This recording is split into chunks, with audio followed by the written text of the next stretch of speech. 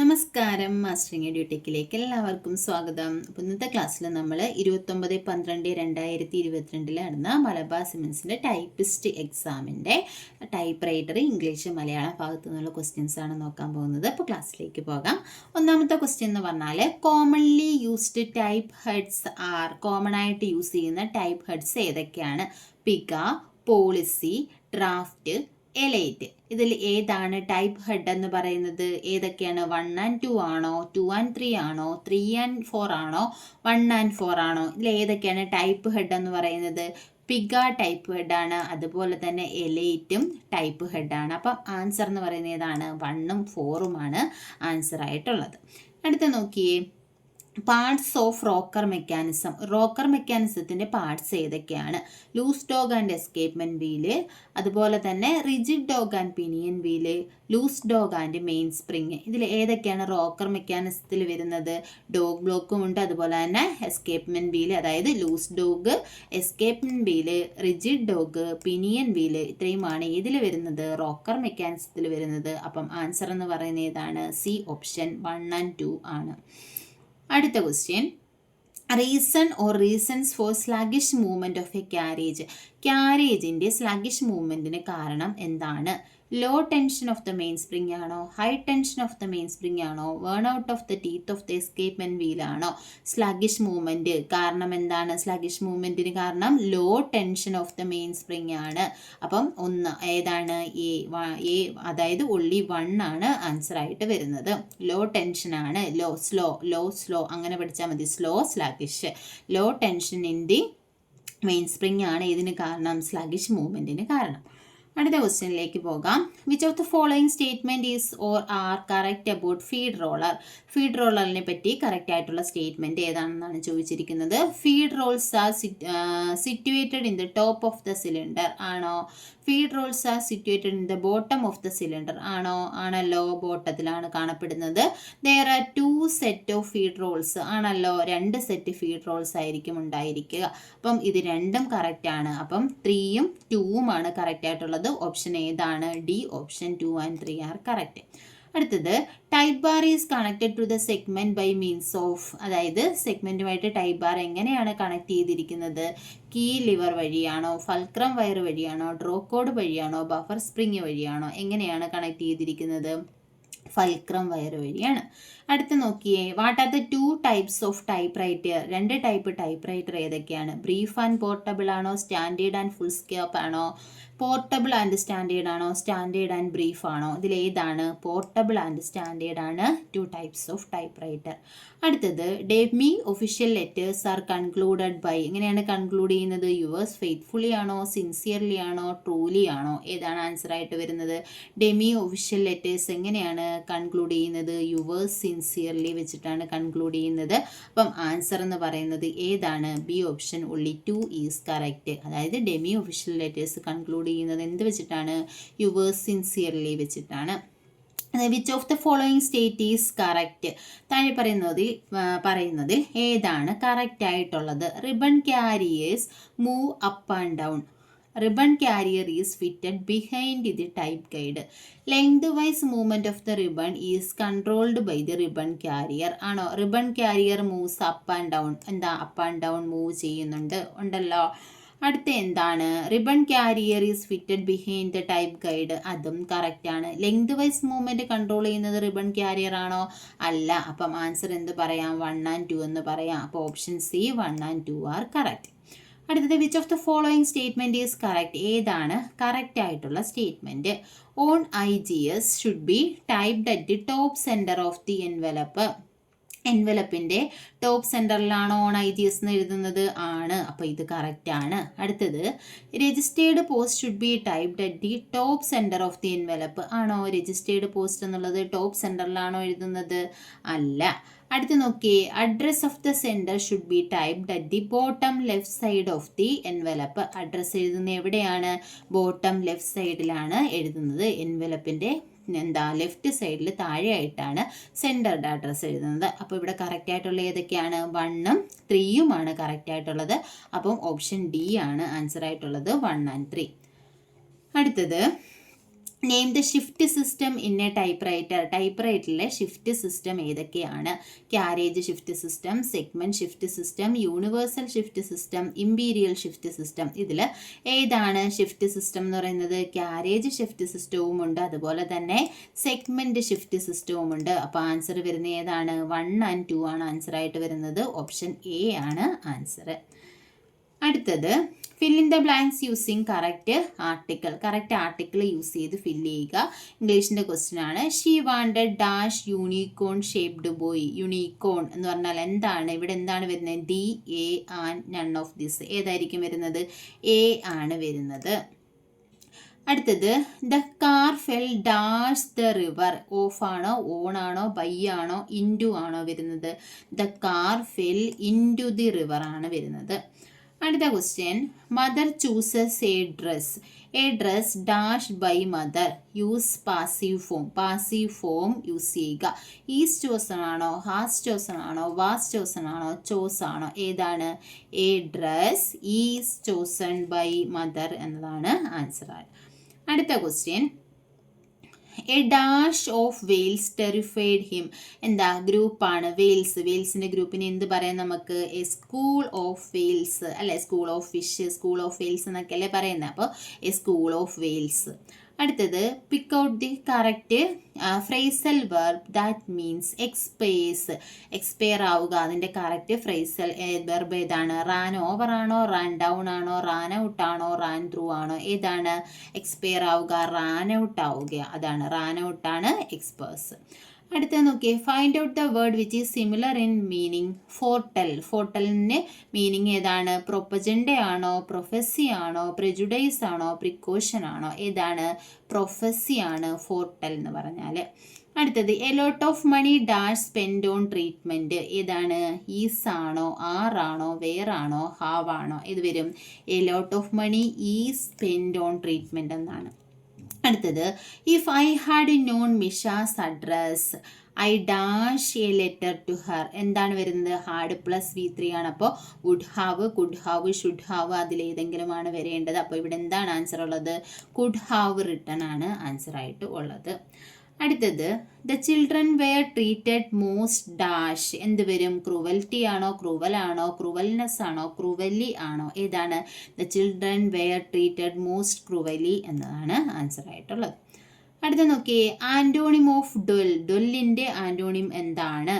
Rome ആണോ, rest ആണോ, stagnant ആണോ, സ്റ്റേ ആണോ? Dull, roam. അടുത്തത് they live in a village. Correct question tag, correct ആയിട്ടുള്ള ക്വസ്റ്റ്യൻ ടാഗ് എഴുതാൻ. They live in a village. Do they ആണോ, ഡോൺ ദേ ആണോ, ഡിഡ് ദേ ആണോ, ഡിഡിൻ ദേ ആണോ? ഏതായിരിക്കും വരുന്നത്? അപ്പോൾ ലിവ് അല്ലേ, അപ്പം ഡു പ്ലസ് ലിവ് ആണ് വരുന്നത്. അപ്പോൾ ഇത് നെഗറ്റീവ് അല്ല, പോസിറ്റീവ് സെൻറ്റൻസ് ആയതുകൊണ്ട് നെഗറ്റീവ് ആക്കുക. അപ്പോൾ എന്ത് വരും? ഡോൺ ദേ എന്ന് വരും.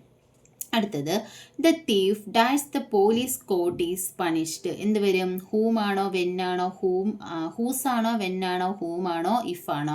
The thief ഹൂം the police court, അങ്ങനല്ലേ പറയുന്നേ? The thief ഹൂം the police court is punished. അപ്പോൾ ആൻസർ എന്താണ് വരുന്നത്? ഹൂം ആണ് വരുന്നത്.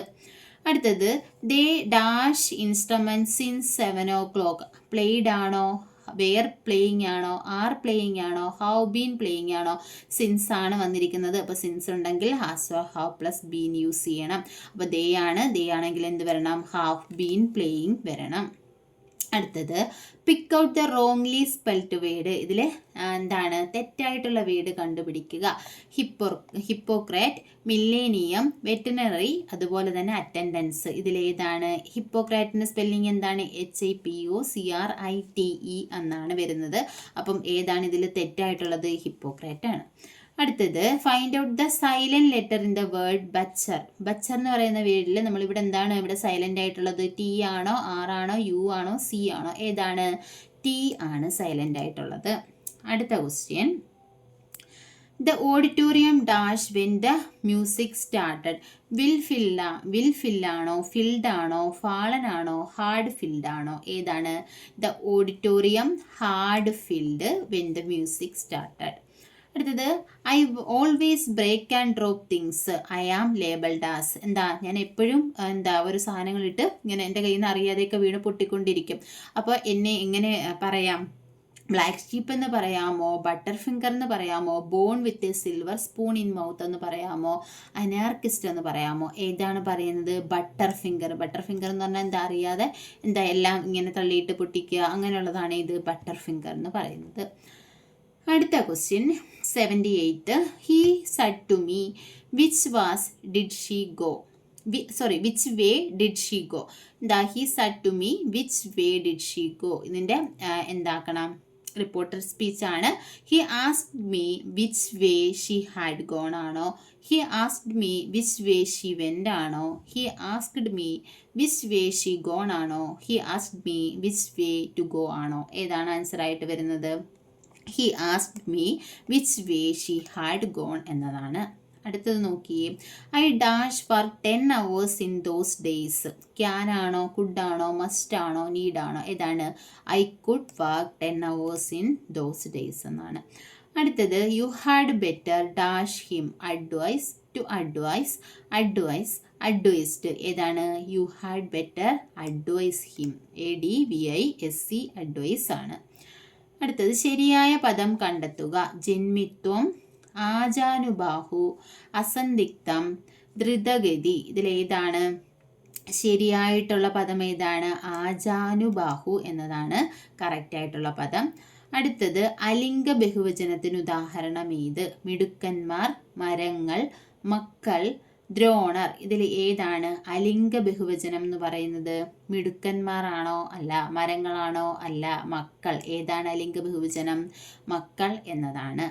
അടുത്ത ക്വസ്റ്റ്യൻ. ഇനൻ എന്ന വാക്കിൻ്റെ അർത്ഥം ഏതാണ്? ഇനൻ എന്ന് പറഞ്ഞാൽ എന്താണ്? സൂര്യൻ എന്നതാണ് ഇനൻ എന്ന വാക്കിൻ്റെ അർത്ഥം. അടുത്ത അധസ്ഥലം പിരിച്ചെഴുതുക.